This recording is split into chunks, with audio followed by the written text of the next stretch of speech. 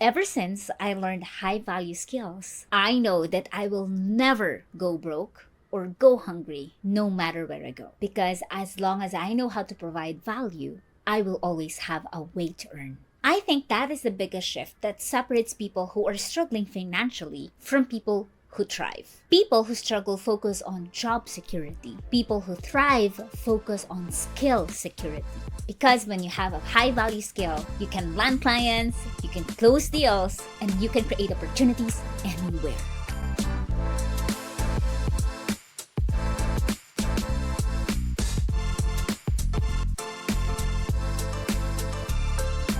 Welcome to the Self-Made Pod, the go-to podcast for go-getters who are done waiting and ready to build their success on their own terms. I'm Darla May, and today I want to take you behind the scenes of making my first 10 million. Not through luck, not because I had connections, but because I learned key lessons, made big shifts in my mindset, and applied the strategies that change everything. If you're an aspiring entrepreneur, freelancer, or someone who simply wants to create their own success, this episode is for you. So let's dive right in. The first lesson, and one of the most important ones, delegation and letting go. Let me ask you something. Have you ever felt like no one else can do things as well as you can? That if you delegate something, you will just end up fixing it anyway. I know that feeling too. When I started growing my business, I convinced myself that I had to do everything. I told myself, if I don't do it, it won't be done right. And for a while, that mindset kept me stuck. I was handling client work, marketing, emails, tech issues, admin tasks. Basically, everything. And guess what? I was overworked, constantly exhausted. I was always moody, also frustrated because the business is not growing as I wanted it to. And I kept thinking, why am I still struggling when I am working so hard? And here's what I didn't realize at that time. I was the bottleneck. Let me tell you the first time that I tried delegating and completely failed. I remember hiring my first virtual assistant. It was a very simple task. It was a simple graphic. I thought, okay, let's see how this goes. When she sent it back, it wasn't exactly how I would have done it. So instead of giving feedback or letting them improve, I redid it myself. And I kept doing that over and over and over again. We'll outsource something. If I don't like how it turned out, I will just fix it myself. Sounds familiar? After months of doing this, I was still stuck in the same cycle. Overworked, stressed, moody, and maxed out. My business wasn't growing because I refused to let go. And then one day, my mentor mentioned something that completely changed my mindset. He said, if you don't trust your team, you don't have a business. You have a job.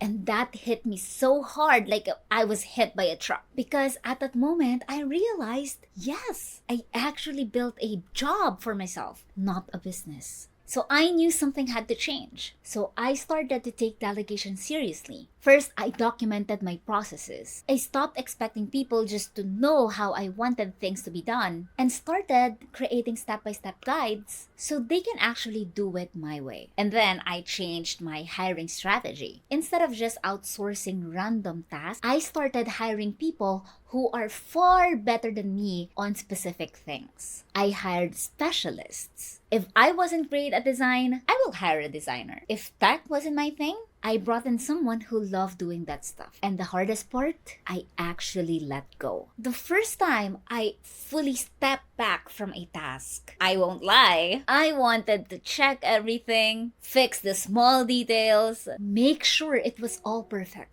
But I forced myself to trust the process. The first few hires were challenging. But over time, I saw the power of trusting the right people. Now, I can actually step away from my business little by little, and it still runs. That's true freedom. Now, what I want you to get from this is that if you try to do everything by yourself, you will always be the bottleneck. So learn to delegate, trust, and let go. Now, lesson number 2 is learning that it's a numbers game. Let me ask you something. How do you feel about rejection? Does it make you second guess yourself? Do you feel like every no is a sign that you're actually doing something wrong? And I used to feel that way too. Every time someone ignored my message, ghosted me after a call, or they just flat out said, I'm not interested, I took it personally. I thought it meant I wasn't good enough, that my service was not valuable, that maybe this whole business thing isn't really gonna work out. But here's what I didn't realize back then. Rejection was not a reflection of my skills, my service, or my worth. It is just part of the game. When I first started offering funnel design, I struggled. I was sending messages, I was posting on social media, doing everything I thought I was supposed to do, and nothing. People were not replying. No one was booking calls. And in my head, I turned it into this big problem. Maybe my offer is not good enough. Maybe people don't actually need this. They just need websites. Or maybe I should just stop. I was caught up in the endless cycle of overthinking, tweaking, doubting myself, and then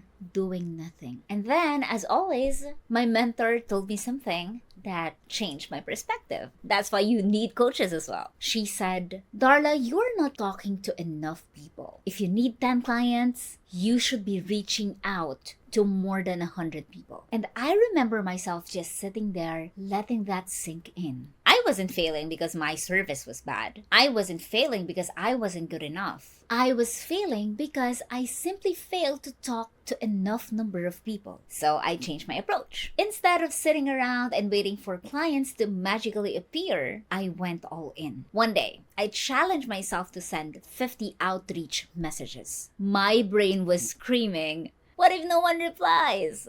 What if they get annoyed? What if this doesn't work out? But I did it anyway. And guess what? I got 48 rejections. Some people ignored me, said not interested. Some people were mad. Of course, that's a cold message. That's expected. And a few just left me on red. But two people were interested. And I actually got to work with them. Maybe not right away, but they became clients. And they also referred me to a lot more, and that opened a lot of opportunities for me. And that's when it hit me. Rejection was not really something to be afraid of. It wasn't even bad. It was just part of the process. For every single yes, there's gonna be a lot of no's. And instead of just trying to avoid rejection, I just needed to increase my numbers. More conversations means more opportunities. More outreach means more clients. That's the game. Now, on to lesson number 3. You have to learn how to treat business money like business money. Let's talk about money this time.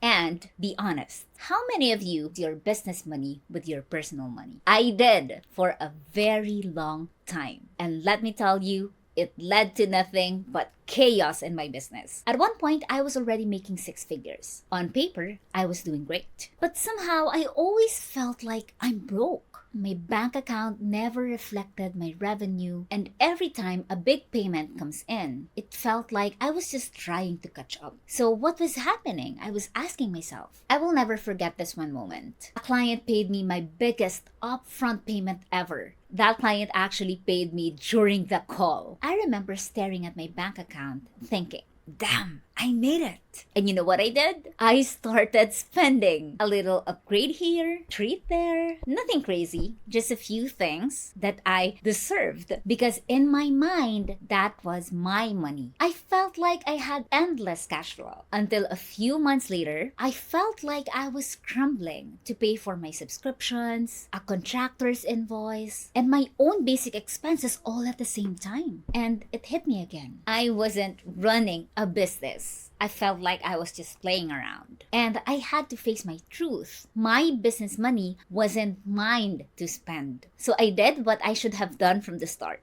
I treated my finances like an actual business. First, I separated my accounts. No more mixing personal and business money. I got a business account where all client payments came in, and I paid myself like an actual employee. And then I started tracking everything. Revenue, expenses, profit margins, no more guessing how much I was making. I needed to see real numbers so I could make better decisions. And most importantly, I followed the profit first method. Instead of paying expenses first and keeping whatever's left, I flipped it. I paid myself first and then handled the expenses. That small shift changed everything. So let me talk about that shift, which is the lesson 4. And again, that is paying myself first and not feeling guilty about it. For the longest time, I thought that as a business owner, I had to sacrifice everything for the sake of business. Every time I made money, I will reinvest it in a software, team member, or marketing. If there is anything left, was what I took for myself. I'll start paying myself when I hit 6 figures. And then 6 figures came, and I told myself, maybe when I hit 7 figures, I'll start enjoying the money. And guess what?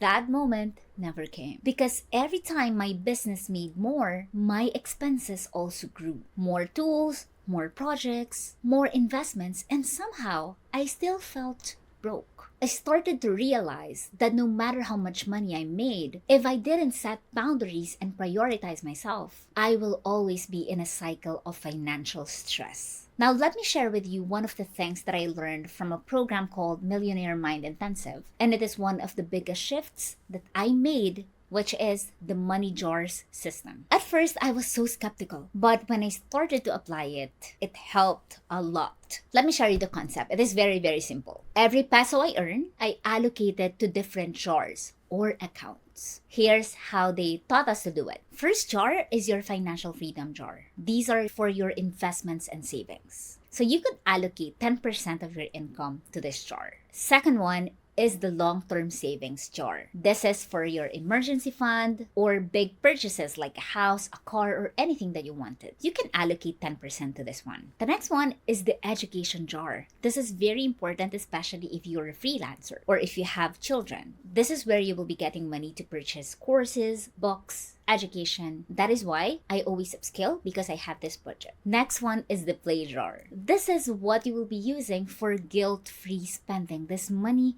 is for fun. This money is for play. This is 10% of your earning. And of course, the most important one is the necessities. So these are your bills, everyday expenses, and everything that you have to pay for. 55% goes into this. And the last jar is the give jar. This is for donations or helping others, so that when people come to you, you would be ready for help. But there's boundaries. 5% will go to this jar.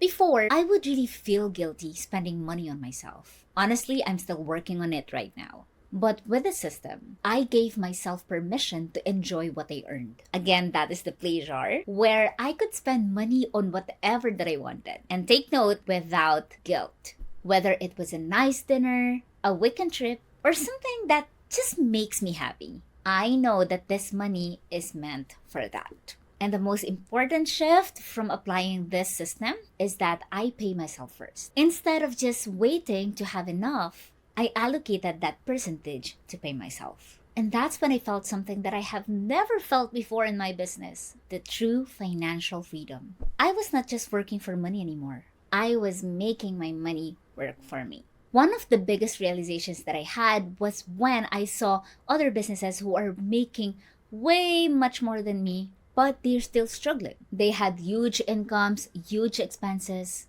and they never actually felt financially secure. And on the other side, I met someone who made far less. But because they managed their money wisely, they lived stress-free. That's when I learned this big lesson. It's not really about how much money you make. It's about how you manage what you make. Lesson number 5, investing in high-value skills will change everything. When I first started out, I was so obsessed with finding the right tool. Should I use ClickFunnels? Should I use Go High Level? Should I use this tool? I was obsessing about the right strategy, about the right design, the right color, and everything else. And I thought, if I invest in the best tools, I will be successful. But guess what? It was not the tools that made the difference. It was what I knew how to do. I remember hitting a wall in my business. I was working hard, taking on clients, doing everything that I could, and as I always do, I felt stuck. I saw other people charging more, scaling,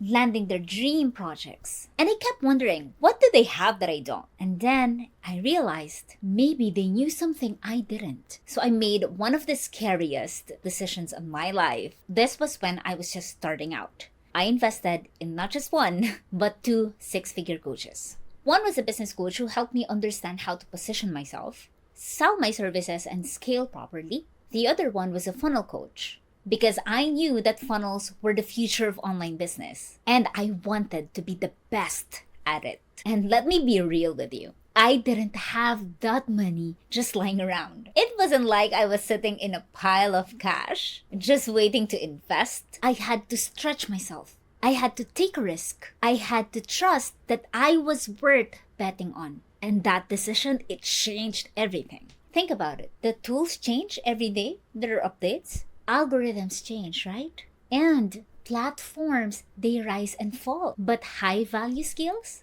they are forever. When you invest in skills, you're not just learning actually. You are increasing your value in the marketplace. You're making yourself irreplaceable. You're setting yourself to charge more, to attract real clients, and create real long-term success.